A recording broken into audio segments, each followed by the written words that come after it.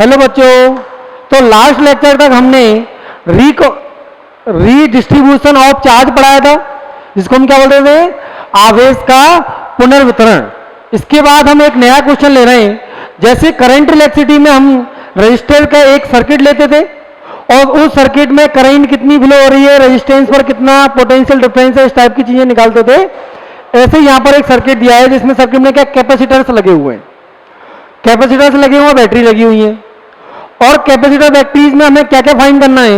First find charge on capacitors, her capacitor की plate पर कितना चार्ज है। Second potential difference at every capacitor, her capacitor पर कितना पोटेंशियल डिफरेंस आ रहा है।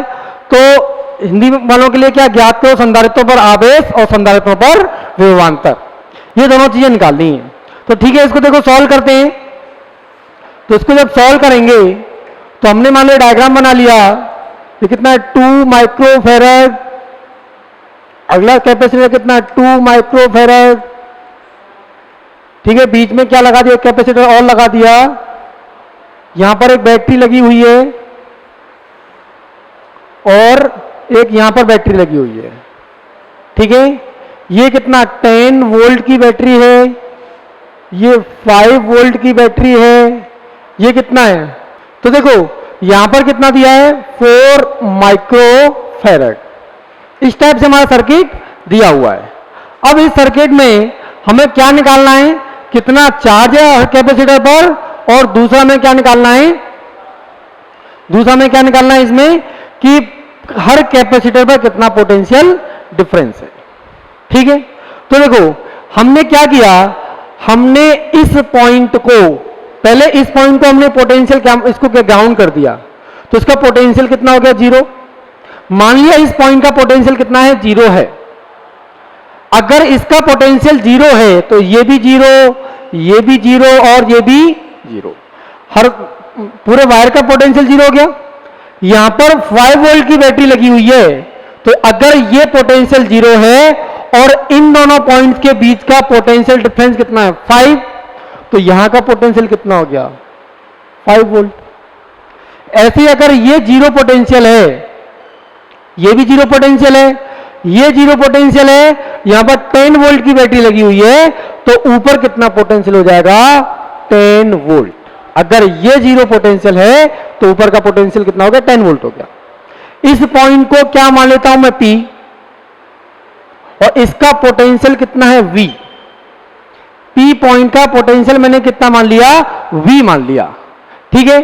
अब देखो जैसे हम करंट इलेक्ट्रिसिटी में नोडल एनालिसिस लगाते थे, वहां पे क्या, या फिर हम बात करें किसकी, किरचॉफ करंट लॉ की, तो वहां पे I1 plus I2 plus I3 plus I4 बराबर ऐसे 0 होता था। मतलब कि जितनी भी करंट है उन सारी करंट का एल्जेब्रिक सम कितना होगा 0। ऐसे ही हम इस पॉइंट पर क्या लगा लेते हैं, किरचॉफ के करंट लॉ की तरह यहां पर चार्ज के लिए लगा लेते हैं। ये चीज इधर से चार्ज है वो कितना जा रहा है, मान लेते हैं इधर चार्ज कितना गया Q1, इधर चार्ज कितना गया Q2, इधर चार्ज कितना गया Q3, ठीक है। ये Q1 Q2 Q3 चार्ज गया। तो देखो यहां से हम क्या लिख सकते हैं, इधर चार्ज Q1 गया, ये Q2 गया, Q3 गया, तो हम क्या लिखेंगे Q1 plus Q2 plus Q3, ये कितना हो जाएगा 0। कैसे 0 हुआ वो भी समझ लेते हैं। हमने देखो यहां पर क्या किया, अगर मैं इन इतने पोर्शन की बात करूं, इन 3 प्लेट की, क्या ये 1 2 3 1 2 3 ये तीनों प्लेट किसी से जुड़ी हुई हैं? नहीं। कैपेसिटर में प्लेट तो ऐसी होती है अलग अलग। अगर ये तीनों प्लेटें जुड़ी हुई नहीं है तो इनिशियली इन पर चार्ज 0 था, तो finally Q1 plus Q2 plus Q3 मतलब चार्ज कंजर्वेटिव है, तो Q1 plus Q2 plus Q3 कितना हो जाएगा 0 हो जाएगा। अब देखो मैंने इसको पॉजिटिव तीनों को पॉजिटिव मान लिया, Q1 plus Q2 plus Q3 0। Q क्या होता है CV, Q क्या होता है CV। यहां से Q1 निकालेंगे तो Q1 क्या हो जाएगा CV, ठीक है ना। तो Q1 कितना हो जाएगा C कितना 2 गुणा 10 की घात -6, ये C हो गया। और V क्या होगा, इस 2 माइक्रोफेरेड कैपेसिटर का पोटेंशियल डिफरेंस, हमने इसको पॉजिटिव माना है तो ये हायर पोटेंशियल होगा, तो V -10 इसका पोटेंशियल देखो, इस पॉइंट का पोटेंशियल कितना मान लिया V, इसका पोटेंशियल कितना है 10, तो इस कैपेसिटर के अक्रॉस पोटेंशियल डिफरेंस हो गया V माइनस 10। कितना हो गया? V minus 10। तो Q equal to C V, V कितना? V minus 10। ये तो Q1 हुआ। अब क्या लगाएंगे हम? Q2। Q2 लेंगे तो Q2 के लिए ये पोटेंशियल V है, ये पोटेंशियल 0 है, तो Q equal to CV, C कितना है? 4 इंटू 10 की पावर माइनस 6, C और V कितना? V minus 0। यहां का पोटेंशियल V, यहां का पोटेंशियल 0, पोटेंशियल डिफरेंस कितना आ गया? V minus 0। प्लस Q3 की बात करेंगे तो Q3 के लिए ये पोटेंशियल कितना है? V, ये पोटेंशियल कितना? 5, तो पोटेंशियल डिफरेंस हो गया V माइनस 5। कितना हो गया? V minus 5। और कैपेसिटेंस कितना है? C, तो Q equal to CV, 2 into 10 की power minus 6 into V, V कितना? V minus 5 equal to 0। यहां से हमने कहा इक्वेशन बना ली। अब इक्वेशन को सॉल्व करते हैं। 10 की पावर माइनस 6, 10 की पावर माइनस 6, 10 की पावर माइनस 6 को कॉमन ले लेते हैं।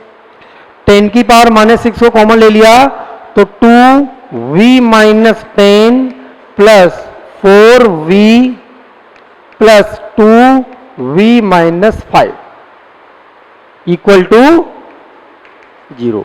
ये 10 की पावर माइनस 6 0 में डिवाइड चला जाएगा, 0 हो जाएगा।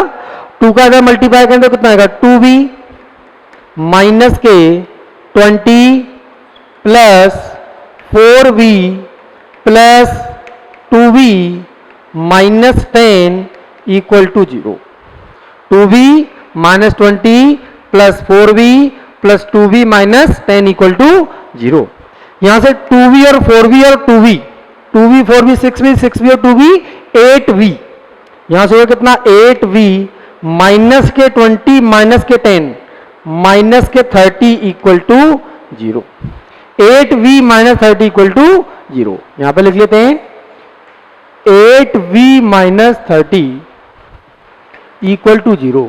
यहां से V हो जाएगा कितना? 30/8, दैट इज 15/4 वोल्ट। ठीक है, इसका पोटेंशियल कितना हो गया? 15/4 वोल्ट हो गया। अगर इसका पोटेंशियल 15/4 वोल्ट है, इसको मैं क्या मान लेता हूं? इसका पोटेंशियल V1 मान लेते हैं। इसका पोटेंशियल अक्रॉस पोटेंशियल कितना मान लेते हैं? V2। और इसके अक्रॉस पोटेंशियल डिफरेंस क्या मान लेते हैं? V3। ठीक है, V1 V2 V3 मान लिए। अब देखो V1 क्या होगा? V1 इक्वल टू, हमने देखो इस चार्ज को पॉजिटिव माना था, तो पॉजिटिव प्लेट ये मानी थी, तो V1 हो जाएगा कितना? V minus 10। कितना हो जाएगा? V minus 10। तो V कितना है? 15/4 माइनस 10, तो ये हो गया 15 माइनस 40/10, तो ये हो गया कितना? माइनस के 25/10, 5 से डिवाइड हो गया माइनस 5/2 वोल्ट। ये क्या हो गया? इस कैपेसिटर पर पोटेंशियल डिफरेंस। क्या ये पोटेंशियल डिफरेंस माइनस का आ रहा है? माइनस साइन क्या बता रहा है कि हमने देखो क्या किया था, हमने इसको पॉजिटिव माना था, इसको क्या माना था? नेगेटिव, लेकिन पोटेंशियल नेगेटिव आ रहा है। इसका मतलब क्या है कि ये वाला प्लेट पॉजिटिवली चार्ज होगी और ये वाली प्लेट नेगेटिवली चार्ज होगी। ठीक है, इसके बाद हम क्या निकाल रहे हैं? V2। क्या निकाल रहे हैं इसके बाद? V2। तो देखो V2 निकालेंगे तो ये वाला पोटेंशियल कितना? V2 है। इस पर पोटेंशियल डिफरेंस कितना? V माइनस 0, तो V2 हो गया कितना? V माइनस 0, और ये दैट इज 15/4 माइनस 0, 15/4 वोल्ट। इसका क्या मतलब है कि ये जो पोटेंशियल माना था, कैसे माना था? ऊपर वाले को पॉजिटिव माना, नीचे वाले को नेगेटिव माना था। तो हायर पोटेंशियल माइनस लोअर करेंगे ना, higher minus lower, higher minus lower. ठीक है, ये अगर पॉजिटिव आ रहा है मतलब जो हमने माना था वो एकदम सही है। V2 वाला पोटेंशियल ऊपर पॉजिटिव रहेगा, नीचे नेगेटिव रहेगा। लेकिन V1 में हमने इधर पॉजिटिव माना, इधर नेगेटिव माना, लेकिन नेगेटिव आ रहा है, तो ये वाली प्लेट क्या नेगेटिवली चार्ज पॉजिटिवली चार्ज होगी, ये वाली प्लेट नेगेटिवली चार्ज होगी। ठीक है, ये V2 हो गया। इसके बाद हम क्या निकालेंगे, V3। V3 निकालेंगे तो V3 कितना हो जाएगा, V minus 0, sorry V minus 5, V minus 5, V कितना है 15/4 माइनस 5, 15 माइनस 20/4 माइनस के 5/4 वोल्ट। क्या V3 भी नेगेटिव आ गया, V3 भी क्या आ रहा है, नेगेटिव आ रहा है। ठीक है, हमने V3 में क्या किया था, देखो इसको हायर पोटेंशियल माना पॉजिटिव नेगेटिव, लेकिन V3 क्या नेगेटिव आ रहा है। तो अगर मैं इनको थोड़ा सा करेक्ट करूं तो किस तरह से सर्किट बनेगा, मैं एक बार सर्किट और बना लेता हूं। यहां पर कैपेसिटर दिए हुए हैं इस तरह से, 3 कैपेसिटर दिए हुए हैं, 2 बैटरी लगी हुई है।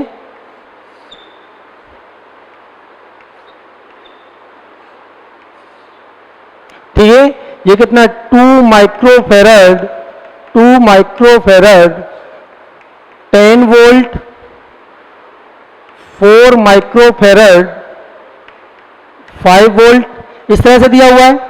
हमने देखो V1 इस पर माना था और ये V1 कितना निकला -5। देखो हमने इस चार्ज को पॉजिटिव, इसको भी पॉजिटिव, इसको भी पॉजिटिव माना था, लेकिन ये वाला पोटेंशियल नेगेटिव आया। इसका मतलब इधर तो नेगेटिव है और इधर पॉजिटिव है, और इसके बीच में कितना पोटेंशियल है 15, कितना माइनस के 5/4, मतलब 5/4 वोल्टेज है इसमें। इसकी बात करेंगे तो इस पर कितना पोटेंशियल है, ऊपर पॉजिटिव नीचे नेगेटिव, कितना पोटेंशियल है इस पर 15/4। इसके पोटेंशियल डिफरेंस की बात करेंगे तो इसका पोटेंशियल डिफरेंस देखो नेगेटिव आया था, इसको हमने पॉजिटिव माना तो ये तो नेगेटिव हो जाएगा, वो पॉजिटिव हो जाएगा, और कितना आएगा माइनस के 5/4। ठीक है, कई बच्चे कंफ्यूज हो रहे होंगे, मैं फिर से अच्छे से एक चीज समझा देता हूं, वो समझ में आना बहुत जरूरी है, वो है साइन का। देखो मैंने Q इक्वल टू CV लिखा, Q इक्वल टू CV लिखा, तो Q क्या है, चार्ज ऑन पॉजिटिव प्लेट। मैंने Q1 इस प्लेट पर चार्ज माना है, तो इसको मैंने क्या माना था, पॉजिटिव प्लेट। इस प्लेट को मैंने क्या माना था, पॉजिटिव प्लेट। तो V में ये वाला पोटेंशियल हाई माना, ये पोटेंशियल लो माना, तो V -10 किया, V -10 किया। लेकिन यहां से जब इसका पोटेंशियल V1 निकाला तो पोटेंशियल नेगेटिव आया, और अगर पोटेंशियल नेगेटिव आ रहा है मतलब कि हमने जो साइन माने हैं वो सही नहीं है। ये पॉजिटिव वाला ये वाली प्लेट होगी, पॉजिटिव वाली ये प्लेट होगी, और नेगेटिव वाली ये प्लेट होगी। बात आ रही समझ में। ऐसे यहां पर देखेंगे तो देखो इसको हम देखेंगे क्या Q3 के लिए, Q3 का हमने इस प्लेट पर चार्ज माना है, और ये प्लेट क्या है, पॉजिटिवली चार्ज है, तो Q equal to CV, C लिखा, और V कितना V -5। हायर पोटेंशियल माने लोअर पोटेंशियल करेंगे, पोटेंशियल डिफरेंस निकालेंगे, तो इसको हमने हायर पोटेंशियल माना है। लेकिन जब V3 की वैल्यू निकाली तो V3 की वैल्यू नेगेटिव आई, इसका मतलब माना तो हमने इसको हायर था, लेकिन है क्या ये लोअर पोटेंशियल है, और ये क्या है हायर पोटेंशियल है। ठीक है, तो इस तरह से यहां पर डायग्राम बन गया। अब हमें कैपेसिटर भी पता है और पोटेंशियल भी पता है, तो इस पर चार्ज कितना था Q1, ये हो गया माइनस के Q1 हो जाएगा। ठीक है ना, या इस कैपेसिटर पर चार्ज Q1 है, इस कैपेसिटर पर चार्ज हमने कितना माना था Q2, और इस कैपेसिटर पर चार्ज कितना माना था Q3। तो Q1 कैसे निकालेंगे, Q1 equal to CV, C कितना है 2 × 10⁻⁻6, और V क्या है इसका पोटेंशियल डिफरेंस, दैट इज 5/4। ये हो जाएगा कितना 5/2 × 10⁻⁻6 कूलम। ये चार्ज कितना आया Q1। अब हमें चार्ज क्या निकालना Q2। जब हम चार्ज Q2 निकालेंगे, Q2 equal to CV, C कितना है 4 × 10⁻⁻6, और V क्या है 15/4। 15/4, 4 से 4 मर गया, तो 15 × 10⁻⁻6 माइक्रो कूलम। ये Q2 हो जाएगा, Q3 निकालें, Q3 Q equal to C B, C कितना 2 इंटू 10 की पावर -6 और V कितना है 5/4, कितना है 5/4, 2 से 4 2 टाइम चला गया तो कितना हो जाएगा 5/2 इंटू 10 की पावर -6 कूलम। ये क्या आ जाएंगे कैपेसिटर पर चार्ज आ जाएंगे और यहां जो पोटेंशियल निकालें ये वाले V1 V2 V3 ये कैपेसिटर पर पोटेंशियल डिफरेंस आ जाएगा। हाँ तो देखो यहां पर नेक्स्ट क्वेश्चन दिया है, in the given circuit find out the charge on each capacitor, initially they are uncharged. Initially दोनों के अनचार्ज से कोई चार्ज नहीं था और फिर जब बैटरी से इनको कनेक्ट कर दिया, पहले जो कैपेसिटर पर कोई चार्ज नहीं था, जब इनको बैटरी से कनेक्ट कर दिया तो इन पर कितना चार्ज आ जाएगा, ये चीज हमें निकालनी है। कहते दिए गए प्रत्येक संधारित्र पर आवेश ज्ञात करो, प्रारंभ में सभी क्या थे अनावेशित थे। अब देखो इस क्वेश्चन को सॉल्व करते हैं, क्या ये लगभग पहले जैसे ही क्वेश्चन है, केवल एक बैटरी बढ़ा दिए और डाटा चेंज कर दिया केवल, ठीक है ना, बाकी इसमें कोई खास अंतर नहीं है। तो बस प्रैक्टिस के लिए क्वेश्चन दिया गया है, ठीक है। तो एक बार क्वेश्चन को खुद से सॉल्व करो, उसके बाद फिर देखना, ठीक है। स्टार्ट करते हैं क्वेश्चन को। अगर देखो यहां से देखें, अगर पहले से कोई कैपेसिटर चार्ज नहीं था तो मैं अगर इन प्लेटों की बात करूं तो इन प्लेटों पर पहले कुल कितना चार्ज था 0, तो बाद में भी इन पर कुल चार्ज कितना रहेगा 0 रहेगा। इस नोड से मान लेते हैं इस पर चार्ज कितना आ गया Q1, इस पर चार्ज कितना आ गया Q2 और इस पर चार्ज कितना आ गया Q3। तो यहां आवेश समय जो चार्ज कंजर्वेशन ऑफ चार्ज लगाएंगे, कंजर्वेशन ऑफ चार्ज, ठीक है ना। कंजर्वेशन ऑफ चार्ज मतलब आवेश का संरक्षण। तो यहां पे क्या आ जाएगा Q1 plus Q2 plus Q3 equal to 0, मतलब ये तीनों चार्ज का सम कितना है 0 है। हमने Q1 Q2 Q3 तीनों को पॉजिटिव मान लिया है ना। इस पॉइंट देखो हमने इसको माना कितना A B C D E और F, इस तरह से पॉइंट मान लिए। इस पॉइंट का पोटेंशियल कितना मान लिया V और इस पॉइंट का पोटेंशियल कितना 0। इस पॉइंट का पोटेंशियल 0 तो इसका भी पोटेंशियल कितना 0, इसका भी पोटेंशियल 0, ये 0 ये 10 वोल्ट, तो यहां पे कितना आ जाएगा 10 वोल्ट आ जाएगा। ये 0 ये 25 लेकिन यहां नेगेटिव है तो ये कितना आ जाएगा -25। ये 0 ये 30 वोल्ट तो यहां पे कितना आ जाएगा +30 वोल्ट। ये हमने पोटेंशियल देख लिए। अब देखो ये कैपेसिटर कितना मान लिया C1, ये C2, ये कितना C3, इसके अक्रॉस पोटेंशियल डिफरेंस कितना है V1, ठीक है ना। इसके अक्रॉस कितना है V2, इसके अक्रॉस कितना है V3। हम इन तीनों प्लेट को पॉजिटिव चार्ज मान रहे हैं तो ये क्या हो जाएगा positive negative positive negative positive negative, ठीक है ना। इस तरह से हमने क्या किया, इन पर चार्ज माने हैं। अगर V नेगेटिव आ जाएगा तो चार्जों को अपोजिट कर देंगे। इसको देखो यहां से इधर गया पॉजिटिव, ये भी पॉजिटिव ये भी पॉजिटिव, तो Q1 plus Q2 plus Q3 equal to 0। अब Q इक्वल टू क्या होता है CB, Q equal to CB में अगर यहां से देखेंगे Q1 की जगह पे तो C1 V1 कितना हो जाएगा C1 V1 plus C2 V2 plus C3 V3 equal to 0। C1 कितना है 1 माइक्रोफैरड, तो 1 इंटू 10 की पावर -6 और V1 क्या है, अगर मैं इसको पॉजिटिव माना है तो इस कैपेसिटर के अक्रॉस पोटेंशियल डिफरेंस हो जाएगा V -10, ये पोटेंशियल माइनस ये पोटेंशियल कितना हो जाएगा V -10 प्लस C2, इसकी बात करते हैं C2 V2, C2 कितना है, C2 दिया है कितना 2 माइक्रोफैरड, तो C2 V2 करेंगे तो C2 कितना 2 इंटू 10 की पावर -6 और V2 करेंगे तो V2 में ऊपर वाला पॉजिटिव लिया है तो V माइनस के 25, ये माइनस ये करेंगे तो V माइनस के 25, ये हो गया कितना V माइनस के 25 प्लस C3 V3 की बात करेंगे तो C3 कितना है, अगर यहां से देखेंगे C3 कितना 2 इंटू 10 की पावर -6 और V3 करेंगे तो V -30 कितना V -30 इक्वल टू 0।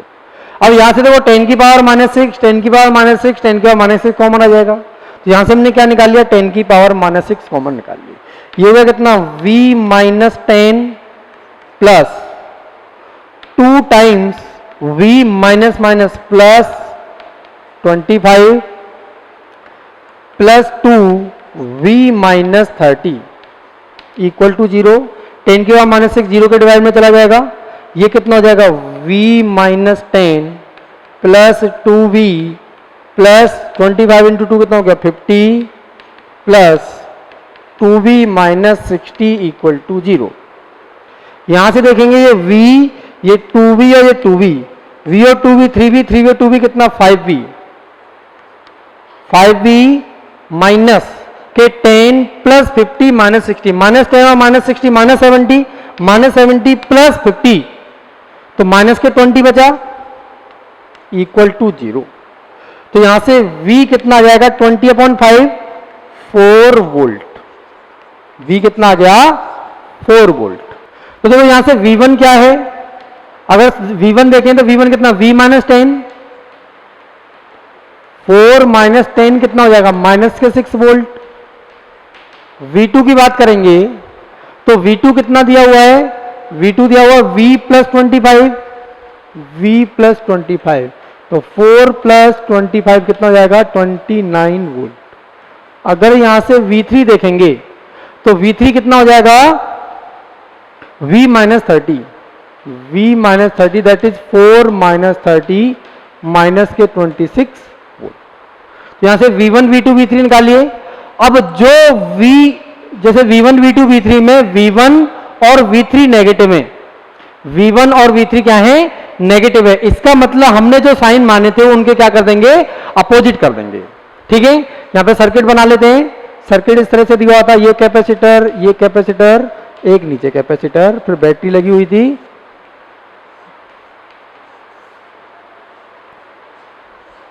ठीक है। यहां पर देखें कितना जाएगा 10 वोल्ट हो गया, ये कितना हो गया 25 वोल्ट, ये कितना हो गया 2 माइक्रोफेरड, ये कितना 1 माइक्रोफेरड और ये कितना 2 माइक्रोफेरड 30 वोल्ट।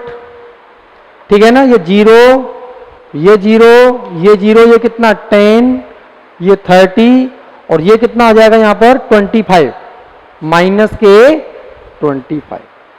ठीक है ना। अब देखो इसमें हमने इसको पॉजिटिव माना था, इसको नेगेटिव माना था, इसको पॉजिटिव माना था, इसको नेगेटिव माना था, लेकिन V नेगेटिव आ रहा है, मतलब फाइनली ये पॉजिटिव है और ये क्या है नेगेटिव है। ठीक है, V2 की बात करेंगे तो V2 में इसको पॉजिटिव माना था, इसको नेगेटिव माना था, पॉजिटिव है मतलब ये साइन सही है। इसकी बात करेंगे तो ये हमने इसको पॉजिटिव माना था, इसको नेगेटिव माना था, लेकिन V3 क्या है नेगेटिव आ रहा है, मतलब ये नेगेटिव और ये क्या है पॉजिटिव। ये चार्ज आ गए और इस पर चार्ज माने थे कितना Q1 था, इस पर कितना था Q2, इस पर कितना था Q3, तो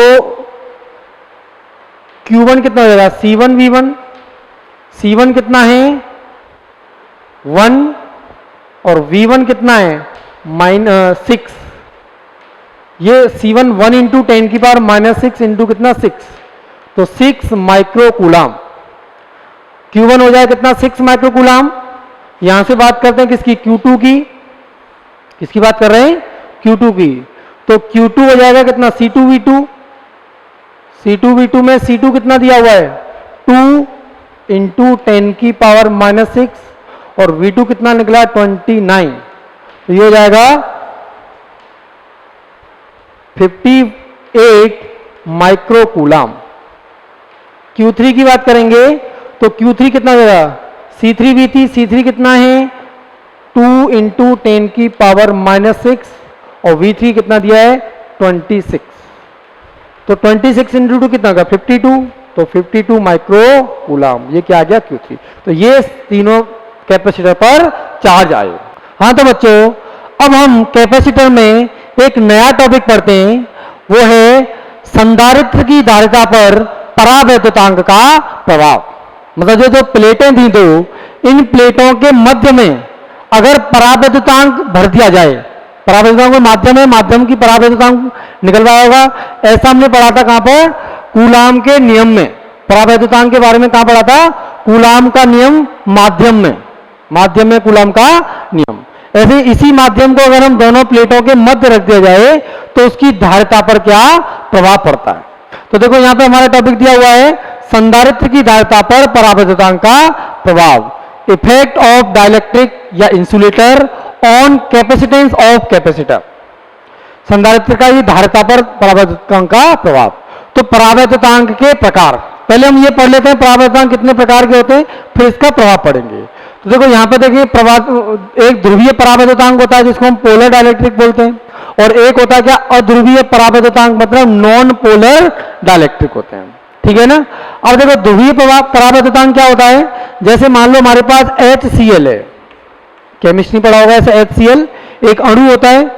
HCl में Cl जो है उसकी इलेक्ट्रोनेगेटिविटी, इलेक्ट्रॉन ऋणात्मकता ज्यादा होती है, इस वजह से इस बंध के इलेक्ट्रॉनों में से कुछ इलेक्ट्रॉन को खींच लेता है, आंशिक आवेश को इधर खींच लेता है, तो आंशिक आवेश इस हाइड्रोजन पर हो जाता है प्लस का। तो ये क्या होते हैं, थोड़े ध्रुवीय होते हैं। ये अणु कैसे होते हैं, ध्रुवीय होते हैं। इसमें आंशिक ऋणात्मक आवेश क्लोरीन पर होता है और आंशिक धनात्मक आवेश किस पर होता है, हाइड्रोजन पर होता है। ऐसे और भी अणु आपने पढ़े होंगे जिसमें केमिस्ट्री में, जिनमें आंशिक आवेश को, इलेक्ट्रॉन को अगर कोई खींच ले तो उस पर आंशिक ऋणात्मक आवेश हो जाता है, और जो इलेक्ट्रॉन नहीं खींच पाता उस पर आंशिक धनात्मक आवेश हो जाता है। ठीक है, तो ऐसा हमने पढ़ा होगा। तो जब इस टाइप की चीजें होती है तो आंशिक धनात्मक आंशिक ऋणात्मक से क्या बन गया, द्विध्रुव बन गया। तो इनके अणु क्या होते हैं, द्विध्रुव होते हैं। क्या होते हैं, द्विध्रुव होते हैं। देखो अब इन द्विध्रुवों को, अब मान लो द्विध्रुव ऐसे हैं, ये पॉजिटिव नेगेटिव इधर रखा है, ये नेगेटिव पॉजिटिव इधर रखा है, ये पॉजिटिव नेगेटिव पॉजिटिव इधर ऐसे रखा है, ये पॉजिटिव नेगेटिव ऐसे रखा है। इस तरह से रेंडमली होते हैं ये, इस तरह से मतलब रेंडमली, मतलब इधर उधर करके रखे हुए होते हैं। जब इनको, इन ये द्विध्रुवों को, मतलब जो अणुओं को जिनके अंदर क्या द्विध्रुव आगुण है, इन द्विध्रुवों को जब वैद्युत क्षेत्र के अंदर रख दिया जाता है, तो ये वैद्युत क्षेत्र के अंदर मान लो इनको रखेंगे, ये वैद्युत क्षेत्र मान लेते कितना E है। अब इसको मैं यहां लेके आया, ये ऐसा था नेगेटिव और पॉजिटिव, तो पॉजिटिव पर इलेक्ट्रॉन की इलेक्ट्रिक फील्ड की डायरेक्शन में फोर्स लगेगा और नेगेटिव पर इलेक्ट्रिक फील्ड की अपोजिट डायरेक्शन में फोर्स लगेगा। इस तरह से इनमें फोर्स लग रहे हैं, तो ये घूम जाते हैं और घूम के कैसे हो जाएंगे, ये इस तरह के हो जाएंगे। पॉजिटिव इधर हो जाएगा, नेगेटिव इधर हो जाएगा, पॉजिटिव इधर हो गया, नेगेटिव इधर हो गया, पॉजिटिव इधर हो गया, नेगेटिव इधर हो गया, पॉजिटिव नेगेटिव, इस तरह के हो जाते हैं। तो जब इनको हम बाह्य वैद्युत क्षेत्र में रखते हैं तो ये वैद्युत क्षेत्र की दिशा में व्यवस्थित हो जाते हैं, क्योंकि धनात्मक पर वैद्युत क्षेत्र की दिशा में बल लगता है और ऋणात्मक में वैद्युत क्षेत्र के विपरीत बल लगता है, तो इस तरह से अलाइन हो जाते हैं। ठीक है ना। इतना हमें पता होना चाहिए किसके बारे में, ध्रुवीय परावैद्युतांक के बारे में। अब मान लो कोई आवेशित संधारित्र है, ये मान लो संधारित्र की प्लेट ले ली, ठीक है, इस पर कितना है प्लस का Q, इस पर कितना है माइनस का Q। प्लस Q की वजह से इस प्लेट पर क्या धनात्मक आवेश, माइनस Q की वजह से इस प्लेट पर कैसा होगा, ऋणात्मक आवेश हो गया। अब एक धनात्मक से ऋणात्मक की तरफ, धनात्मक से ऋणात्मक की तरफ एक वैद्युत क्षेत्र उत्पन्न हो जाएगा E। ठीक है।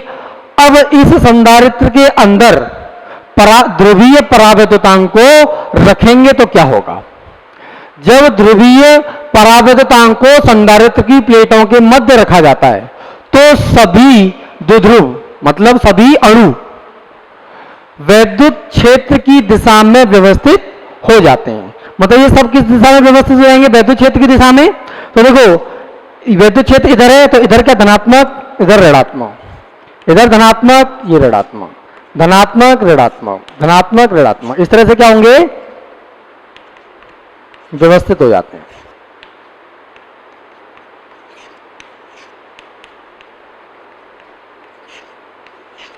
ठीक है, इस तरह से क्या ये व्यवस्थित हो गए।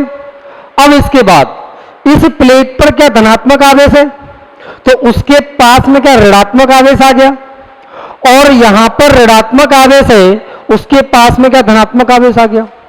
मतलब हम ये बोल सकते हैं कि आवेश का क्या प्रेरण हो गया।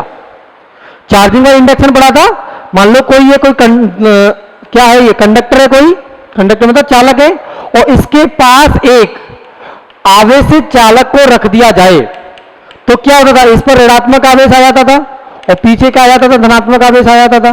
अगर मैं यहां पर इसको पृथ्वी से कनेक्ट तो धनात्मक आवेश हट जाएगा, केवल ऋणात्मक आवेश आ जाएगा, ऐसा होता था। ऐसे ही ये अगर धनात्मक आवेश है, इसकी वजह से इसके पास ऋणात्मक आवेश आ जाता है, और ये ऋणात्मक प्लेट है, इसके पास धनात्मक आवेश आ जाता है। कितना आवेश आ जाता है इसको में, प्रेरित आवेश। प्रेरित आवेश, प्रेरित आवेश कितना होता है, क्यू इंड्यूस्ड, स्मॉल क्यू ले लेते हैं, क्यू इंड्यूस्ड हो जाएगा कितना, माइनस के क्यू 1 - 1/k, इतना आवेश प्रेरित हो जाता है। ठीक है ना, माइनस क्यों लगा हुआ है, क्योंकि धनात्मक के पास ऋणात्मक आवेश आता है, इसलिए वो क्या है, विपरीत दिशा को, विपरीत आवेश को प्रदर्शित कर रहा है, क्या, माइनस। ठीक है ना, और k क्या है, उस परावैद्युतांक माध्यम का परावैद्युतांक, उस परावैद्युत माध्यम का परावैद्युतांक k है, जिसको हम एप्सिलॉन r भी बोलते हैं, है ना। इसके बाद हम क्या पढ़ते हैं, अध्रुवीय परावैद्युतांक। अब देखो अध्रुवीय परावैद्युतांक क्या होते हैं, जैसे CH4 है, कार्बन 4 हाइड्रोजन जुड़े हुए हैं। अब न तो हाइड्रोजन खींच रहा है ना कार्बन खींच रहा है, दोनों की इलेक्ट्रोनेगेटिव लगभग बराबर है, तो इसमें कोई द्विध्रुव नहीं है। जैसे मान लो इधर मैं क्लोरीन लगा दूं तो क्लोरीन खींच लेगा पार्शियली नेगेटिव, पार्शियली क्या पॉजिटिव हो जाएगा, तब तो ये क्या हो गया, ध्रुवीय परावैद्युतांक हो गया। अगर यहां पर सब जगह CH4 है तो सब जगह क्या होगा, हाइड्रोजन होगा। ठीक है ना, तो कार्बन और हाइड्रोजन की इलेक्ट्रोनेगेटिव लगभग बराबर होते, मतलब कोई खींच नहीं रहा इसको। मतलब ऐसे परमाणु, ऐसे अणु जो पहले से ध्रुवीय नहीं है, वो क्या है, अध्रुवीय परावैद्युतांक। अब ये अध्रुवीय परावैद्युतांक तो है, लेकिन इसमें भी अगर हमें सोचा जाए, इधर बना देता हूं, हाइड्रोजन हाइड्रोजन हाइड्रोजन और हाइड्रोजन, इसमें भी अगर सोचा जाए कि मान लो कि एक अणु है, अणु की कण, ये नाविक है, और इधर क्या इलेक्ट्रॉन है, ये इलेक्ट्रॉन क्या कर रहे हैं, मान लो इस तरह से घूम रहे हैं इसकी कक्षा में। ठीक है ना, इलेक्ट्रॉन ऐसे करके घूम रहे हैं, 3 इलेक्ट्रॉन 4 5 जितने भी इस तरह से घूम रहे हैं, कोई दिक्कत नहीं है। इनके इलेक्ट्रॉनों का, अगर इलेक्ट्रॉन पर ऋणात्मक आवेश होता है, ऋणात्मक आवेश का केंद्र भी धनात्मक आवेश के केंद्र पर है, तो इसमें कोई ध्रुवीय नहीं है। लेकिन जब ऐसे अणुओं को जब बाह्य वैद्युत क्षेत्र में रख दिया जाए, इनको जब बाह्य वैद्युत क्षेत्र में रख दिया जाएगा, वैद्युत क्षेत्र किसमें, ई में, तो क्या होगा, इलेक्ट्रॉन पर क्या वैद्युत क्षेत्र के विपरीत दिशा में बल लगेगा, और जो धनात्मक आवेश है, या प्रोटॉन, या बोलते हैं क्या नाभिक, उस नाभिक पर क्या वैद्युत क्षेत्र की दिशा में बल लगेगा। उसकी वजह से ये मान लो धनात्मक, और ये क्या हो गया, ऋणात्मक। उसकी वजह से जो इलेक्ट्रॉन है, इलेक्ट्रॉन पर इधर बल लग रहा है, इस पर इधर बल लग रहा है, उसकी वजह से क्या होता है, इलेक्ट्रॉन इधर ज्यादा आता है, उधर कम जाता है, मतलब ये ध्रुवीय हो जाता है। जो अध्रुवीय परावैद्युतांक या अध्रुवीय अणु थे, उनको जब वैद्युत क्षेत्र में रखा गया तो वो ध्रुवीय हो जाते हैं। पहले से ध्रुवीय नहीं थे, लेकिन वैद्युत क्षेत्र में रख दिया तो ऋणात्मक इलेक्ट्रॉन पर वैद्युत क्षेत्र की विपरीत दिशा में बल, नाभिक पर वैद्युत क्षेत्र की दिशा में बल लगेगा, इसकी वजह से उनके अंदर ध्रुवीयता आ जाती है। ध्रुवता आ जाती है जब इनको संधारित्र के प्लेटों के मध्य रखा जाता है। ये मान लो संधारित्र है +Q, ये कितना -Q। संधारित्र की प्लेट के अंदर इनको जब रखा जाता है तो मान लो यहां परावैद्युतांक रखा गया है, परावैद्युतांक पट्टिका है। जब इनके अंदर ध्रुवता आ गई तो उसकी वजह से ये धनात्मक आवेश इलेक्ट्रॉनों को इधर खींच लेगा, तो क्या इलेक्ट्रॉन मतलब नेगेटिव आवेश इधर हो जाएगा, और इधर क्या हो जाएगा, पॉजिटिव आवेश हो जाएगा। ये क्या है, Q इंड्यूस्ड, ये क्या है, Q इंड्यूस्ड। मतलब कि मैं क्या बताना चाह रहा हूं कि कोई या तो ध्रुवीय परावैद्युतांक रखें या अध्रुवीय परावैद्युतांक रखें, धनात्मक के पास ऋणात्मक आवेश आना तय है और ऋणात्मक आवेश के पास धनात्मक आवेश आना तय है, मतलब कि इनके अंदर प्रेरण होना निश्चित है। ठीक है, तो जब परावैद्युत माध्यम को संधारित्र आवेशी संधारित्र के अंदर रखा जाता है तो परावैद्युतांक पट्टिका पर विपरीत आवेश उत्पन्न हो जाता है या प्रेरित हो जाता है। उत्पन्न नहीं कहेंगे, क्या कहेंगे, प्रेरित हो जाता है। ठीक है ना, आगे पढ़ते हैं चलो इसके बारे में। हाँ तो देखो, अब हम पढ़ने वाले हैं क्या, परावैद्युत पट्टिका के अंदर परिणामी वैद्युत क्षेत्र। मान लो ये एक संधारित्र है जिस पर कितना प्लस क्यू और माइनस क्यू आवेश है। इस प्लस क्यू आवेश का पृष्ठीय आवेश घनत्व क्या, प्लस का सिग्मा, इसका कितना माइनस का सिग्मा है। ठीक है, इसके अंदर एक परावैद्युतांक पट्टिका रख दी। ये क्या है, एक परावैद्युतांक पट्टिका रख दी। अब परावैद्युतांक पट्टिका रखेंगे तो प्रेरण की वजह से इस पर ऋणात्मक आवेश और इस पर धनात्मक आवेश आ जाएगा। ठीक, ये प्लस क्यू और माइनस क्यू आवेश की वजह से संधारित्र के अंदर वैद्युत क्षेत्र इधर होगा। ये वैद्युत क्षेत्र कितना मानते हैं हम, ई नॉट। कितना वैद्युत क्षेत्र है, ई नॉट। ठीक है, जो प्रेरित आवेश है उसकी वजह से, ये प्रेरित आवेश की वजह से इधर वैद्युत क्षेत्र कितना हो जाएगा, E P. E P electric field इधर हो गया। देखो, ये धनात्मक से ऋणात्मक की तरफ और ये वाला धनात्मक से ऋणात्मक की तरफ, ये हो गया। ये प्लस सिग्मा, ये माइनस सिग्मा, यहां पर क्या आवेश प्रेरित हुआ है तो Q इंड्यूस्ड कितना है, माइनस के Q 1-1/K। ठीक है, और यहां पर पृष्ठीय आवेश घनत्व कितना होगा, माइनस के सिग्मा इंड्यूस्ड होगा। ठीक है, इस पर प्रेरित आवेश कितना है, -Q 1-1/K, और प्रेरण की वजह से जो आवेश आया है उस आवेश का पृष्ठीय आवेश घनत्व माइनस के सिग्मा इंड्यूस्ड। ठीक है, यहां पर जो ई वैद्युत क्षेत्र है तो ई नॉट कितना है, सिग्मा अपॉन एप्सिलॉन नॉट। ठीक है, और ई पी कितना है, sigma induced upon epsilon not. मुझे क्या करना है, इस परावैद्युतांक के अंदर कुल वैद्युत क्षेत्र निकालना है। तो परावैद्युत पट्टिका के अंदर परावैद्युत पट्टिका के अंदर कुल वैद्युत क्षेत्र, यहां से ई नेट हो जाएगा। ई नेट हो जाएगा कितना, E not minus E P. भाई ये वाला वैद्युत क्षेत्र ज्यादा है क्योंकि प्रेरण से आवेश उतना तो नहीं होता, उससे कम ही हो पाता है, तो ये वाला वैद्युत क्षेत्र ज्यादा है, इसके विपरीत वाला वैद्युत क्षेत्र कम है, तो वैद्युत क्षेत्र निकालेंगे ई माइनस ई नॉट हो गया। ठीक है, ई क्या, ई नॉट क्या है, sigma upon epsilon not minus sigma induced upon epsilon. ठीक है, आगे सॉल्व करते हैं। ये कितना हो गया, sigma upon epsilon not minus sigma induced हो जाएगा कितना, Q induced upon a epsilon not.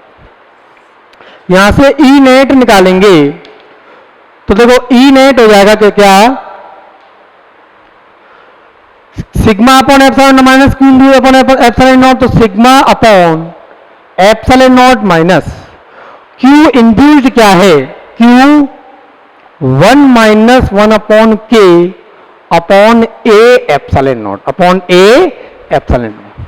कई लोग सोच रहे होंगे सर क्यू इंड्यूस्ड तो माइनस का क्यू 1-1/K है, आपने माइनस तो लगाया ही नहीं, तो उनके लिए क्या आंसर है कि माइनस चिन्ह वो क्या प्रदर्शित कर रहा है, माइनस चिन्ह प्रदर्शित कर रहा है कि जो आवेश अगर धनात्मक है यहां पर तो ऋणात्मक आवेश उत्पन्न होगा। ये तो बताया, मतलब विपरीत आवेश उत्पन्न होता है, तो हमने वैद्युत क्षेत्र को विपरीत ले तो लिया, ये वैद्युत क्षेत्र का आवेशों की वजह से तो लिया है, पर इधर ऋणात्मक इधर धनात्मक, तभी तो वैद्युत क्षेत्र इस दिशा में हुआ। ठीक है, तो क्यू इंड्यूस्ड है, इसका परिमाण तो यही है, क्यू 1 माइनस 1 अपॉन के साइन माइनस साइन ये बता रहा था कि इसकी दिशा विपरीत, मतलब चिन्ह विपरीत है, तो हमने वैद्युत क्षेत्र की दिशा विपरीत ले रखी है पहले से ही। ठीक है, तो ये हो जाएगा यहां से Q अपॉन ए, क्या सिग्मा हो जाएगा, sigma upon epsilon minus Q upon a कितना, sigma upon epsilon not 1 minus 1 upon K. तो sigma upon epsilon not common ले लिया, ये कितना हो गया 1 माइनस, ये हो गया 1 माइनस 1 अपॉन के। तो 1 से 1 कट जाएगा, माइनस माइनस प्लस हो जाएगा, तो sigma upon K epsilon naught क्या हो गया, ई नेट। ई नेट हो गया sigma upon K epsilon not, तो ई नेट हो गया कितना, E naught upon E naught upon K. अब समझते हैं इस रिजल्ट को।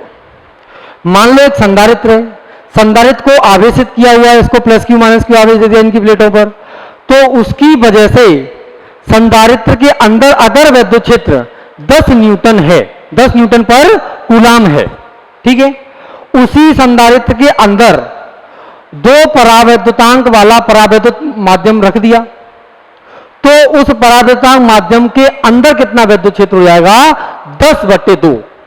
जब परावैद्युतांक न्यूनतम वैद्युत क्षेत्र 10 है, 2 परावैद्युतांक है, तो 10/2 मतलब उसके अंदर कितना परावैद्युतांक, उसके अंदर परावैद्युतांक के अंदर कितना वैद्युत क्षेत्र होगा, 10/2 मतलब 5 न्यूटन पर कूलाम। ठीक है, इसका मतलब कि परावैद्युतांक के अंदर कितना वैद्युत क्षेत्र हो जाता है, न रखने पर वैद्युत क्षेत्र अपॉन परावैद्युत माध्यम का परावैद्युतांक। ठीक है, ये यहां से रिजल्ट आया।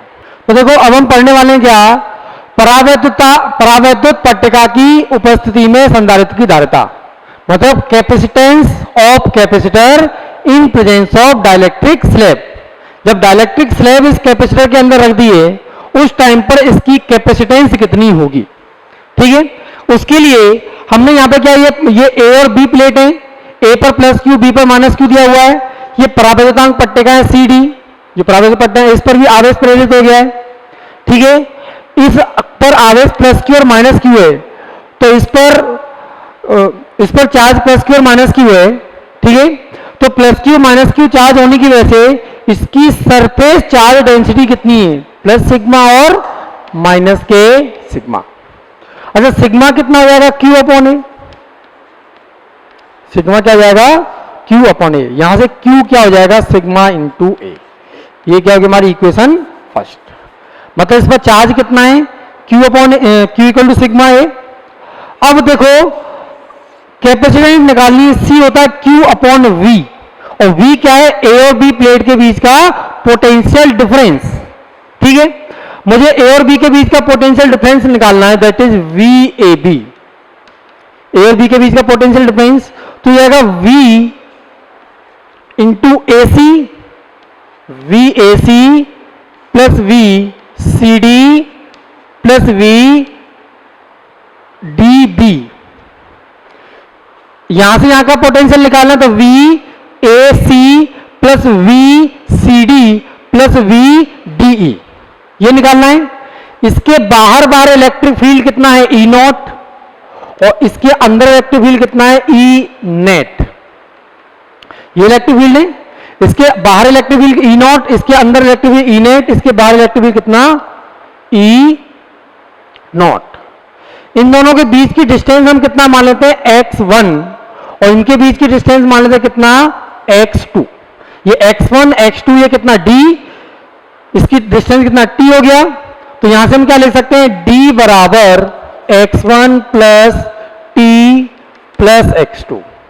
ये यहां a और b के बीच की जो थिकनेस है वो कितना, x1 plus t plus x2, x1 plus t plus x2, या d को लिख सकते हैं कितना, x1 plus x2 plus t, ये d हो गया। अब यहां से VAC निकालेंगे, V होता है E इंटू डी, यहां का इलेक्ट्रिक फील्ड कितना, E नॉट, और डिस्टेंस कितनी है, x1, तो कितना हो गया, E not x1 plus VCD करेंगे तो कितना, E नेट T, इसकी थिकनेस कितनी, T plus E naught into x2। यहां का इलेक्ट्रो बी ई नॉट डिस्टेंस x1, यहां का ई नेट डिस्टेंस t, यहां E naught x2, E naught x1 plus E net t plus E naught x2। ठीक है, ये हो गया कितना E naught x1 plus E net कितना निकल के आया था ई नॉट अपॉन परावर्तनांक के डाइलेक्ट्रिक कांस्टेंट के t plus E naught x2। ये क्या VAB निकल के आया। VAB निकालने के लिए क्या करेंगे, ई नॉट को कॉमन ले लिया, कितना बचा x1 plus t upon k plus x2। VAB equal to E naught x1 plus x2 plus t upon k। E naught क्या हो जाएगा, sigma upon epsilon naught. E naught क्या था, सिग्मा अपॉन एप्सिलॉन नॉट, और sigma क्या है, Q upon A। तो यहां से VAB निकल के आया कितना, Q upon A epsilon naught x1 plus x2 plus t upon k। VAB निकल आया। इसको हम क्या मानेंगे, इक्वेशन सेकेंड। इन दोनों प्लेटों के बीच का पोटेंशियल डिफरेंस पता है, इन पर चार्ज कितना है, Q है, इन पर चार्ज कितना है, Q है। ठीक है, तो अब हम क्या करेंगे, यहां पर CAB निकालें, मतलब A और B जो प्लेट है उनके बीच में जो कैपेसिटेंस है वो कितनी, CAB। तो CAB को हमने क्या C ले लिया, C इक्वल टू कितना, Q upon VAB। C equal to Q upon V होता है, V क्या potential difference, Q upon VAB कितना, VAB हो जाएगा Q upon A epsilon naught, Q upon A epsilon naught x1 plus x2 plus t upon k।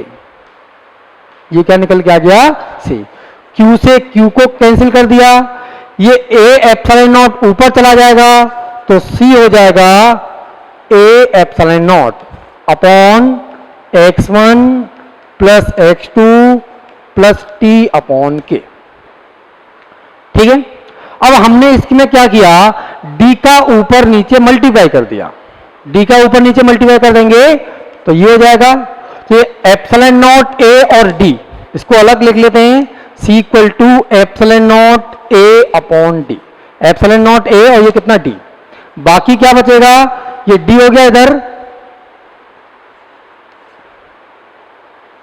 x1 plus x2 plus t upon k।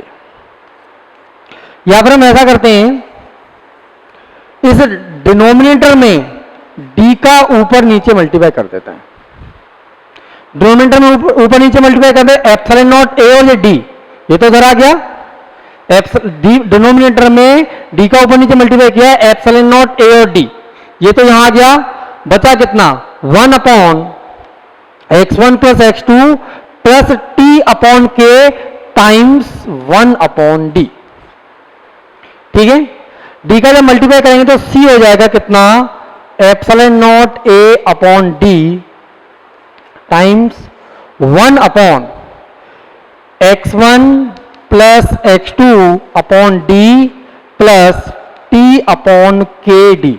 तो देखो यहां से c निकालेंगे तो q से तो q कैंसिल हो गया, एप्सिलॉन नॉट a ऊपर चला जाएगा, एप्सिलॉन नॉट a, ये कितना बचा, x1 plus x2 plus t upon k। देखो x1 plus x2 plus t क्या था, d, यहां लिखते हैं क्या, x1 plus x2 plus t कितना था, d। यहां से अगर मैं x1 प्लस x2 निकालूं तो क्या d माइनस t हो जाएगा, क्या हो जाएगा, d माइनस t। तो यहां से c हो गया कितना, epsilon naught a upon x1 plus x2 की जगह पर d minus t plus t upon k।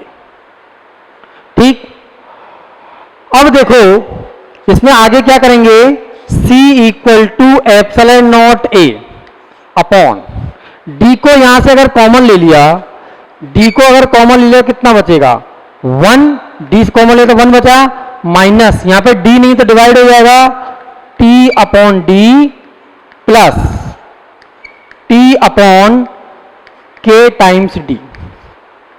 ठीक है, और epsilon naught A upon D क्या हो जाएगा? C not.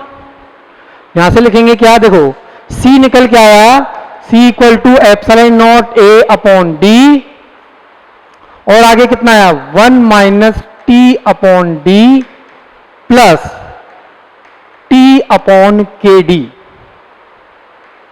Epsilon naught A upon D क्या है? C not.